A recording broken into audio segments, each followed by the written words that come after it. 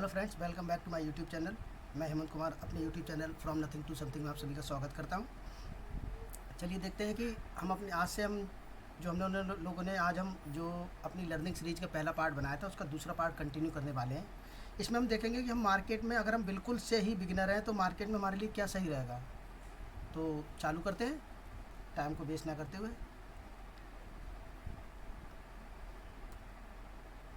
तो what is investing? Investing क्या है?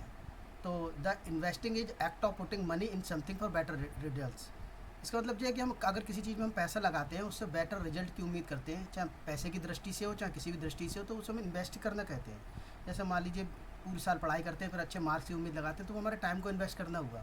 तो वैसे इन्वेस्टिंग होती है। इसका एक उदाहरण देता हूँ। जैसे this coat has been a good investment, I have worn it for 3 years. यानी ये कोट मेरे लिए अच्छा इन्वेस्टमेंट रहा है, इसमें मैंने जो पैसे लगाए उसको मैंने 3 ईयर्स तक यूज़ किया, यानी 3 साल तक कोट को पहना। तो ये इन्वेस्टिंग होती है। अब ट्रेडिंग क्या होती है? ट्रेडिंग को हम जान लेते हैं। तो ट्रेडिंग होती है, trading is act of buying और selling something from one person to another in order to earn something some profit.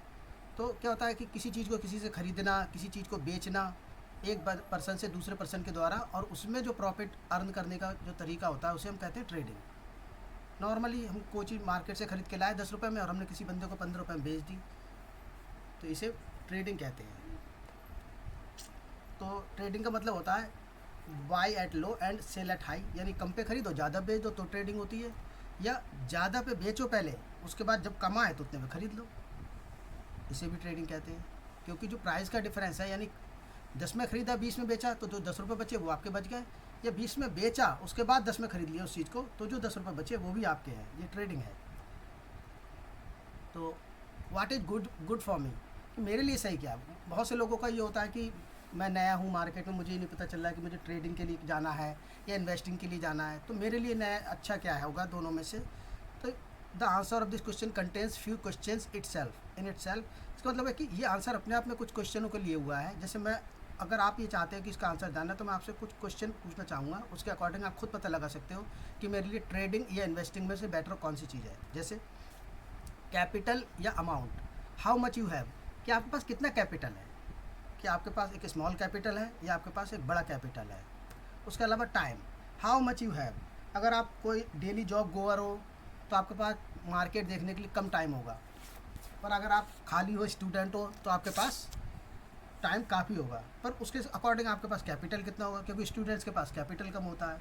तो पहले आपको टाइम और कैपिटल जानना पड़ेगा। उसके अलावा risk, how much you are ready to bear, आप कितना रिस्क लेने के लिए तैयार हो, कि मार्केट से कितना रिस्क लेने के लिए तैयार हो, अगर आप उसके बदले में कोई इन्वेस्ट कर रहे हो अपना टाइम और अपना मनी और उसके बदले में आप कोई रिटर्न लेना चाह रहे हो। तो उसके अलावा ड्यूरेशन फॉर रिटर्न, यानी अगर आप मान लीजिए जॉब कर रहे हो और आपके पास इतना टाइम नहीं है और आप चाहते हो कि 6 साल तक मेरा पैसा पड़ा रहा है, डबल हो जाए या कुछ हो जाए, तो आपको ये भी जानना होगा कि अगर मार्केट में आप एंटर कर रहे हो तो आपको रिटर्न कब तक चाहिए। आपको अर्ली रिटर्न चाहिए, क्विक रिटर्न चाहिए, या कुछ समय में चलेगा तो चाहिए, या सर्टेन चाहिए। और पेशेंस, कि आपके पास कितना पेशेंस है कि आप उस मनी को, मान लीजिए आपके पास 5 लाख रुपए हैं और आपने 5 लाख मार्केट में लगा दिए, अब आपके पास घर पे कोई पैसा नहीं बचा, मान लीजिए आपकी सैलरी आ रही है, पर इन केस आपको ज़रूरत पड़ जाए कि बीच में ज़रूरत पड़ गई कि आपको 2 लाख रुपए की ज़रूरत पड़ गई, अब आपके स्टॉक्स मान लीजिए आपने जो भी सेलेक्ट करके रखे हैं वो लॉसेज में जा रहे हैं आपके स्टॉक, तो उस कंडीशन में आप क्या करोगे? आपको उनको बेचना पड़ेगा, तो आप ऑलरेडी लॉस में हो। जबकि अगर आपके पास 5 लाख थे, आपने 2 लाख बचा लिए, 3 लाख मार्केट में लगाए, तो जो बाकी का 2 लाख बचा वो आपकी जब एसेंशियल नीड्स पड़ेंगी तो आप उसमें यूज़ कर सकते हो। तो ये पेशेंस कितना है कि आपने जो मनी मार्केट में इन्वेस्ट कर रखा है, ये ट्रेड करने के लिए लगाया गया, उसकी आपको ज़रूरत है कि नहीं है, कितने समय तक आप उसको हैंग आउट कर सकते हो। तो अब मैं इसका आंसर देता हूँ। We should go for investing if you have, आप इन्वेस्टिंग के लिए जा सकते हो अगर आपके पास क्या है, हाई कैपिटल। अगर आपके पास हाई कैपिटल है, यानी आपके पास 1 लाख 2 लाख 3 लाख 4 लाख और मोर देन दैट, अगर उतना है तो आप जा सकते हो इन्वेस्टिंग के लिए। अगर आपके पास लेस टाइम, अगर आपके पास कम समय है, इसका मतलब ये कि आप दिन में एक बार ही चार्ट देख सकते हो, शाम को या सुबह को, तो आप इन्वेस्टिंग के लिए जा सकते हो, क्योंकि इन्वेस्टिंग में ज़्यादा लॉसेज कम होते हैं। इसके अलावा होता है कि वांट लेस रिस्क, अगर आप कम रिस्क चाहते हो, आप चाहते हो कि मुझे ज़्यादा रिस्क नहीं चाहिए, मैं नहीं चाहता मुझे ज़्यादा पैसा मिले, पर उसके अगेंस्ट में मैं ये भी नहीं चाहता कि मेरे पैसों को ज़्यादा रिस्क हो, तो आप इन्वेस्टिंग के लिए जा सकते हैं। उसका जो नेक्स्ट आता है पार्ट, नेक्स्ट मतलब ऑप्शन है वो है high returns in high time. या आप चाहते हो कि भले ही 10 साल में मिले पर मुझे अच्छा पैसा मिल जाए, अपने 5 लाख रुपए पे 10 साल में मिले तो 3-4 लाख मिल जाए, 70-80% मिल जाए। या लो रिटर्न इन लो टाइम, या अगर 1 साल में मिले तो 2-4% मिलेगा, 5% मिलेगा तो भी मैं चाहता हूँ, तो आप इन्वेस्टिंग के लिए जा सकते हो। अब बारी आती है कि when you should go for trading. Okay, trading के लिए आपको कब जाना चाहिए? कि आप इन्वेस्टिंग का तो समझ गए कि मेरे पास हाई कैपिटल होना चाहिए वगैरह वगैरह, हाई टाइम होने चाहिए, टाइम की कोई दिक्कत नहीं, मेरे पास पेशेंस भी बहुत है कि चलो 8 साल ना पड़ा रहे, पैसा मेरे पास नहीं आए तो भी कोई इश्यू नहीं है। ट्रेडिंग के लिए आप कब जा सकते हो? जब आपके पास लो कैपिटल है, यानी आपका अमाउंट जो है आपके पास 10,000 है। मान लीजिए कि आप इनिशियली 10,000 ही मार्केट में पुट कर सकते हो, आपकी इतनी कैपेसिटी कि आप 10,000 से ज़्यादा या 20 या 30 या 50,000 से ज़्यादा पुट नहीं कर सकते। यानी लो कैपिटल के साथ अगर आप आते हो तो आप ट्रेड कर सकते हो, क्योंकि कैपिटल ट्रेडिंग 10,000 में हो सकती है, पर इन्वेस्टिंग 10,000 में अगर आप करोगे, मान लीजिए रिलायंस का 2,000 का शेयर आपने 5 ले लिए और वो अगले 3 महीने में वो मात्र 100 रुपये बढ़े तो आपके 500 रुपये बढ़े, तो इससे अच्छा तो आपका बैंक में पड़ा था, आपने इतनी टेंशन ली वगैरह लिया फिर भी आपका अमाउंट ग्रो ही नहीं कर रहा है। तो तब आप, अगर आप थोड़ी स्किल सीखना चाहते हो तो लो कैपिटल है तो आप ट्रेडिंग में जा सकते हो, ट्रेडिंग में क्विक रिटर्न्स मिल सकते हैं। अब अगला होता है हाई टाइम। लेकिन ट्रेडिंग ऐसा नहीं कि ट्रेडिंग में आप दिन में एक बार चार्ट देखोगे, दिन में एक बार एनालिसिस करोगे तो वो चल जाएगी, नहीं। उसके लिए आपको हाई टाइम चाहिए। It means most of the time आपका स्क्रीन के सामने गुजरना चाहिए, या एक सेशन, जैसे मार्केटिंग 3 सेशन में चलता है, मार्केट चलता है जो, एक सुबह का सेशन सबसे वॉलेटाइल होता है 9 बजे से लेकर 10:30 बजे तक, एक 10:30 बजे से लेकर फिर 12:30 से लेकर 1:30 बजे तक, 2 बजे तक, और फिर 2 बजे के बाद 3 बजे तक। ये 3 सेशन लगभग मोस्टली इन्हीं लोगों में, इन्हीं सेशन में ट्रेडिंग होती है। तो उसके लिए आपको हाई टाइम चाहिए, एक सेशन तो आपको देखना ही पड़ेगा। अगला है हाई रिटर्न इन लो टाइम। पर ट्रेडिंग की जो स्पेशलिटी है वो ये है कि कम समय में आपको बहुत हाई रिटर्न मिल सकता है। यानी अगर इन्वेस्टिंग में आपने 1 लाख रुपए जमा करा है और 1 साल तक जमा करा, तो हो सकता है कि 1 साल बाद आपको 1 लाख रुपए पे 4,000 5,000 का रिटर्न मिले। लेकिन ट्रेडिंग की खासियत ये है कि आपको 10,000 20,000 पे भी 4-5 हज़ार का रिटर्न मिल जाएगा एक दिन में भी। तो आप रिटर्न कितना चाहते हो वट। लेकिन इन सब, क्योंकि मैक्सिमम जो लोग होते हैं उनके पास लो कैपिटल होता है, टाइम भी एक्सेस कर ही लेते हैं वो कहीं से, क्योंकि जॉब नहीं कर रहे हैं मान लो, और हाई रिटर्न भी उन्हें लो टाइम में मिल जाता है। तो ट्रेडिंग में सब फायदे हैं। पर ट्रेडिंग का जो बिगेस्ट लॉस है या बिगेस्ट गलत है वो क्या है? Trading is fully skill job where you can make either a big profit और a big loss in a quick time. क्योंकि ट्रेडिंग ऐसा नहीं है कि आप ट्रेडिंग में आए साहब और आपने कुछ भी खरीद लिया और आपने फिर सोचा फायदे की उम्मीद में बैठे पड़े हो, लॉस हुआ जा रहा है और आप बैठे हुए हो, तो वो लॉसेज आपके गेन ही करेंगे। तो ट्रेडिंग इतने सरल नहीं है। ट्रेडिंग में हाई रिटर्न मिलता है इन लो टाइम में, पर उस लो रिटर्न को, उस हाई रिटर्न को पाने के लिए भी आपको बहुत मेहनत करनी पड़ेगी। उसके लिए आपको स्क्रीन पे टाइम देना पड़ेगा, आपको लर्निंग करनी पड़ेगी, आपको बहुत सीखना पड़ेगा। मोस्ट ऑफ द पर्सन की थिंकिंग ट्रेडिंग के अकॉर्डिंग यही होती है कि मैं बहुत जल्दी अमीर बन जाऊंगा, एक दिन में 15% 20% का रिटर्न। हालांकि आपको मिलेंगे, कभी कभी आपको 50% का भी रिटर्न मिलेगा अपनी कैपिटल पे, पर जाने में भी उसको समय नहीं लगेगा अगर आपने कुछ सीखा नहीं है। तो पैसा कमाने से ज़्यादा ट्रेडिंग में पैसा बचाना ज़रूरी है।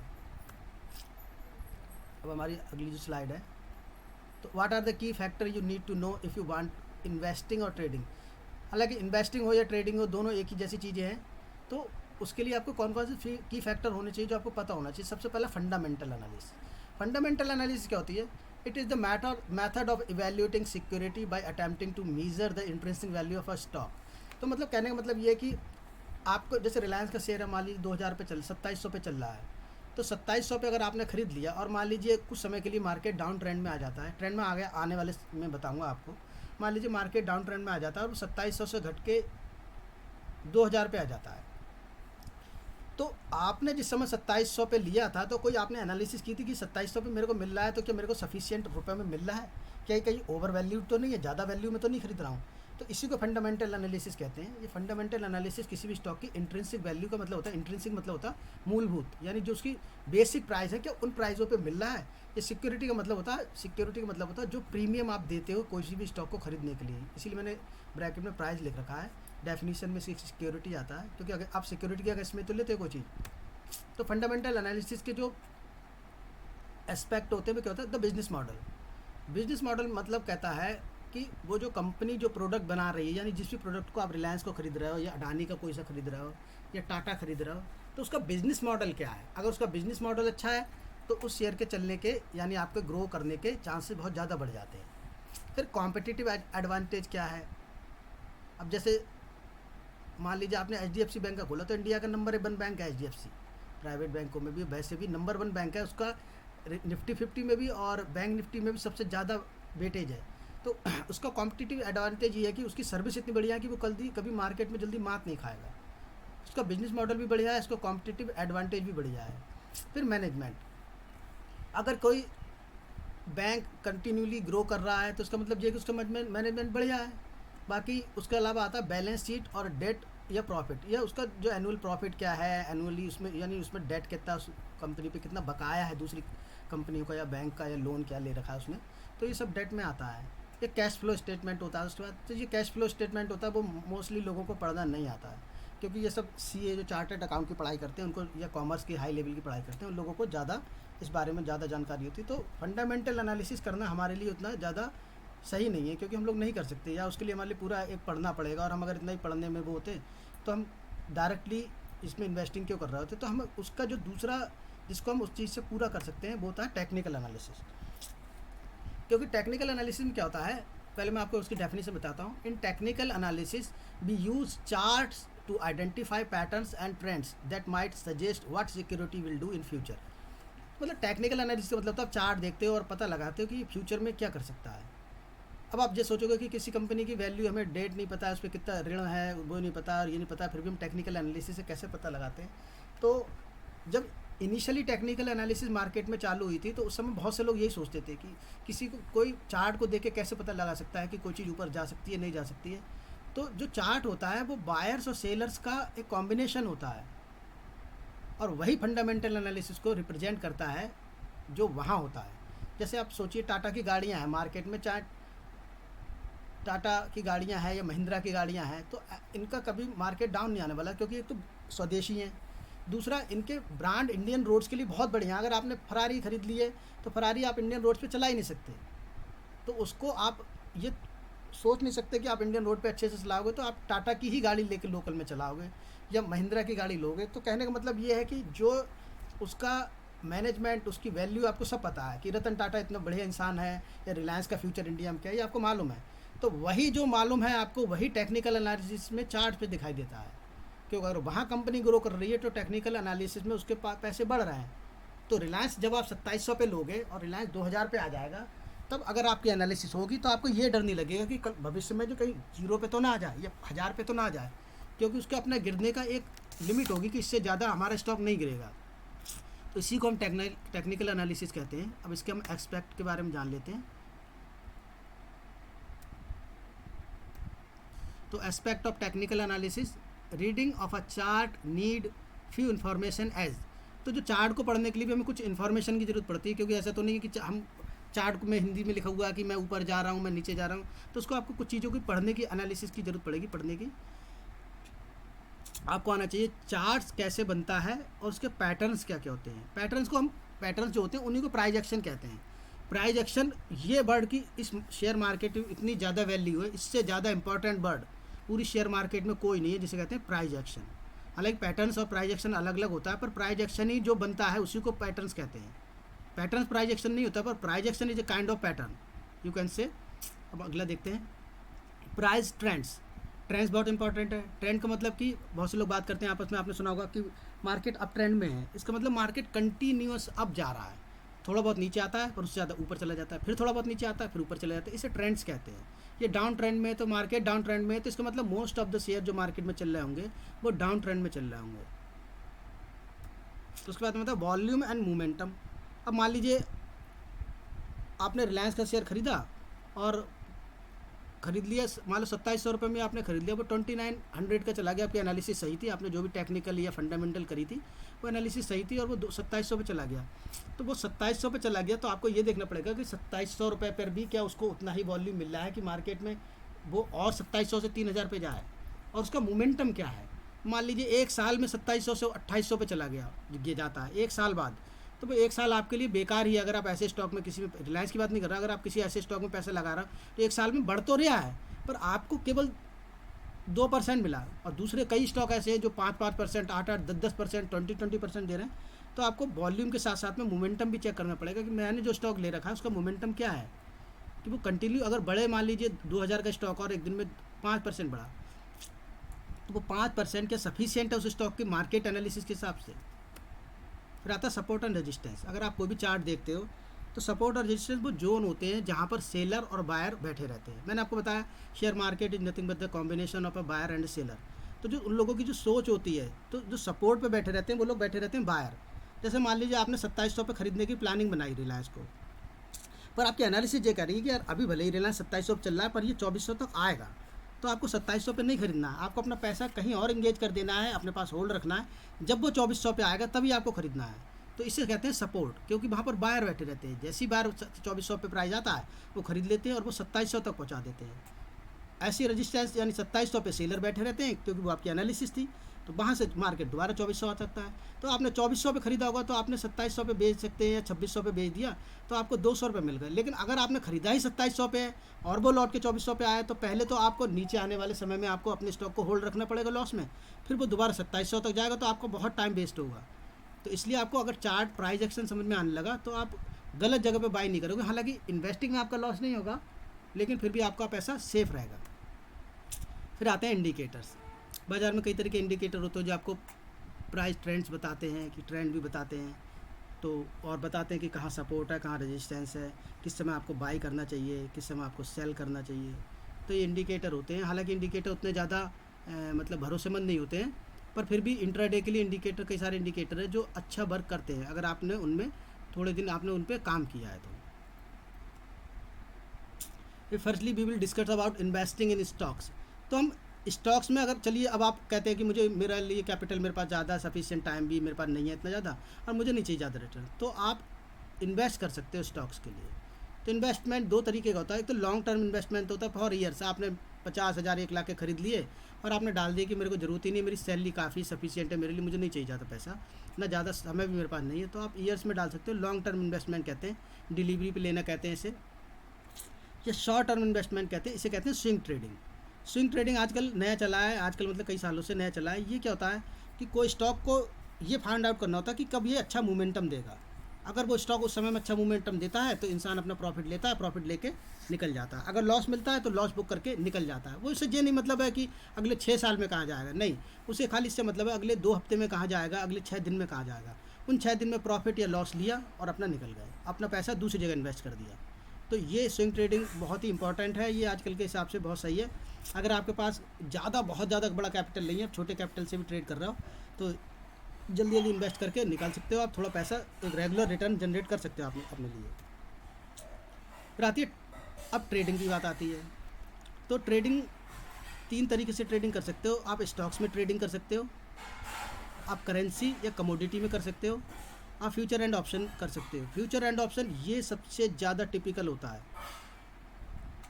स्टॉक्स में इन्वेस्ट करना या ट्रेडिंग करना सरल है, फ्यूचर एंड इसको तो मैं फ़िलहाल अभी नहीं बताने वाला हूँ, फिर भी मैंने खाली लिख दिया इसे। इंट्राडे के लिए जो आप करते हो फ्यूचर एंड ऑप्शन, ये सबसे ज़्यादा, इसमें सबसे ज़्यादा रिटर्न मिलता है फ्यूचर एंड ऑप्शन में, पर सबसे ज़्यादा लॉसेस के चांस ये होते हैं। मार्केट में अगर यूट्यूब के वीडियो खोल के देखोगे तो आप सबसे ज़्यादा देखोगे, सबसे ज़्यादा लोग मॉक्सिटली 1 लाख का लॉस कर चुका हूँ, 2 लाख का लॉस कर चुका हूँ, क्योंकि ये इतना वॉलेटाइल मार्केट होता है ऑप्शंस का कि आप उसमें समझ ही नहीं पाते हो कि कब आपका कैपिटल डेंट हो जाता है। आपको 10,000 का खरीदा होगा आपने, कब 5,000 पे आ जाएगा और आप खाली देखते रह जाओगे अपने सामने। हालांकि वो बढ़ता है तो भी ऐसे बढ़ता है कि 10,000 के आपके 15,000 2 मिनट 10 मिनट 15 मिनट में हो जाएंगे, वो भी नहीं पता चलेगा आपको। लेकिन उसके लिए आपको थोड़ा एक्सपीरियंस गेन करना पड़ेगा। इसके लिए पहले आपको स्टॉक से स्टार्ट करनी पड़ेगी, ट्रेडिंग हो चाहे इन्वेस्टिंग हो। तो स्टॉक्स में क्या होता है, risk as per your return, जितना रिस्क चाहिए जो हमने पहले पढ़ा था लगभग वैसा ही है। इसके लिए आपको बहुत लो स्किल चाहिए, स्टॉक्स के लिए आपको बहुत लो स्किल चाहिए। अगर आपने गलत लेवल पे भी खरीद रखा है, इंट्राडे की बात है, 10-15 स्टॉक लिए हैं आपने, तो आप 10-20-50 रुपये के नुकसान में इजीली निकल जाओगे। ये बिगिनर के लिए बहुत अच्छा होता है। अगर कोई इंसान बिल्कुल मार्केट में नया है, उसको कोई एक्सपीरियंस नहीं है, तो वो स्टॉक्स में 2 महीने 4 महीने ट्रेडिंग करे, थोड़ा प्रॉफिटेबल हो जाए, उसके बाद में वो फ्यूचर एंड ऑप्शन में आ सकता है। क्योंकि फ्यूचर एंड ऑप्शन में आने के लिए उसके रूल्स, उसका डिसिप्लिन, उसका मनी मैनेजमेंट, ये सब बढ़िया होने चाहिए। इट मीन्स वो डिसिप्लिन होना चाहिए कि मेरे को 4 से ज़्यादा बार बाई नहीं करना है, सेल नहीं करना है दिन में। मतलब ये सब आपने अपने रूल बना रखे हो इंट्राडे के लिए, क्योंकि बिना रूल के शेयर मार्केट में कुछ नहीं है।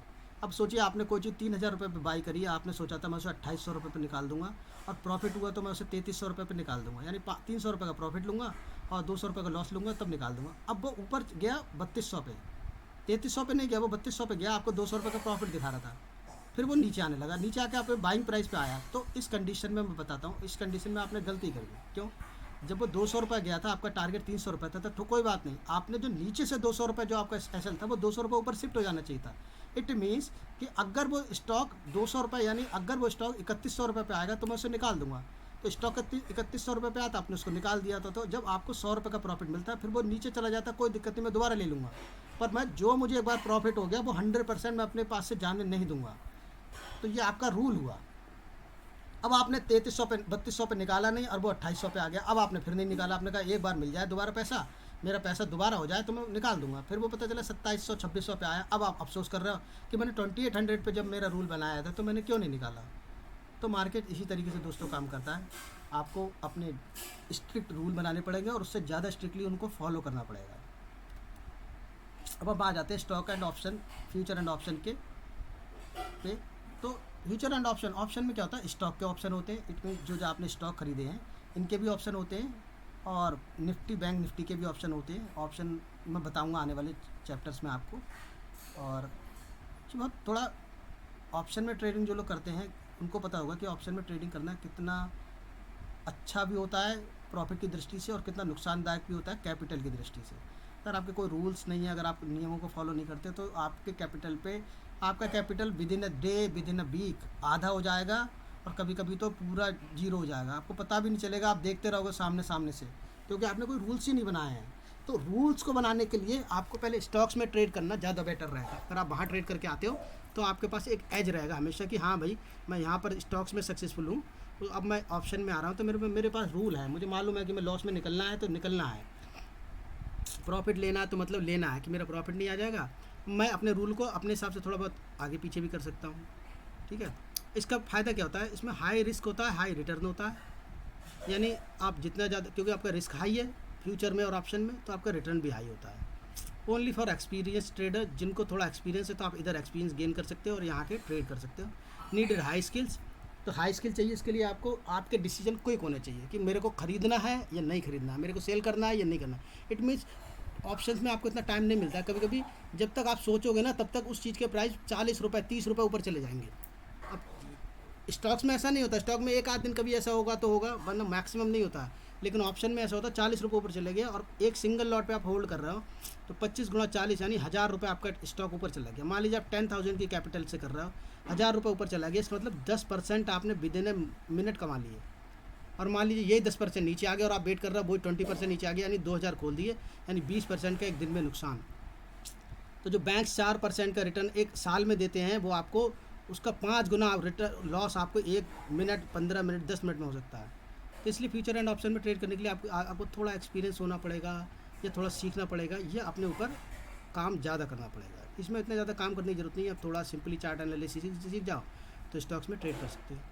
बाकी क्रूड ऑयल होता है, ये कमोडिटी मार्केट होता है, क्रूड ऑयल, सिल्वर, गोल्ड, कपास, कॉटन यानी, और ये कई सारी चीज़ें इसमें होती है।